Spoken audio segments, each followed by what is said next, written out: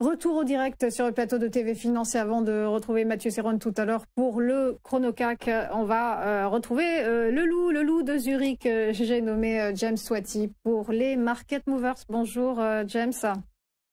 Bonjour, bonjour à tous, vous m'entendez? Oui, on vous entend très bien, merci d'être avec nous. Okay. Vous êtes trader pour compte propre, analyste technique et chroniqueur financier indépendant. On va commencer par évoquer Ubisoft, année noire pour la valeur de l'éditeur de jeux vidéo qui a dévissé de moins 41% depuis début janvier. Oui, et je vous ai partagé mon graphique. Voilà. Donc Ubisoft a eu des résultats décevants en 2024. Ils ont une perte d'environ 15 millions d'euros. D'accord. Ils ont aussi un gros retard actuellement sur les nouveaux jeux. Ils ont un catalogue en fait qui est pauvre aujourd'hui, d'accord, cette année. Il n'y a pas vraiment de dynamique dans le cours pour le moment. Ils ont aussi, comment dirais-je, un free cash flow négatif, d'accord. Et les analystes maintiennent plutôt une tendance neutre, d'accord. Techniquement, je vous montrerai ce qui peut se passer. Ce qu'il faut savoir, c'est que la famille Guillemot a injecté un peu d'oxygène, si je puis me permettre de dire ça, avec Tencent, d'accord. Mais en fait, le suspense sur un vrai rachat demeure. D'accord. On ne sait pas s'ils vont vraiment racheter, etc.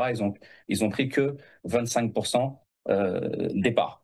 D'accord. Donc actuellement, le titre s'échange sous 8 euros, hein, ce qui est très loin des sommets historiques qui étaient plutôt vers 107 euros, si mes souvenirs sont bons.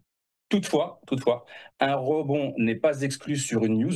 Tencent peut éventuellement rentrer au capital avec beaucoup plus d'argent. Et sur une survente, c'est ce que je vais vous montrer techniquement avec ce graphique.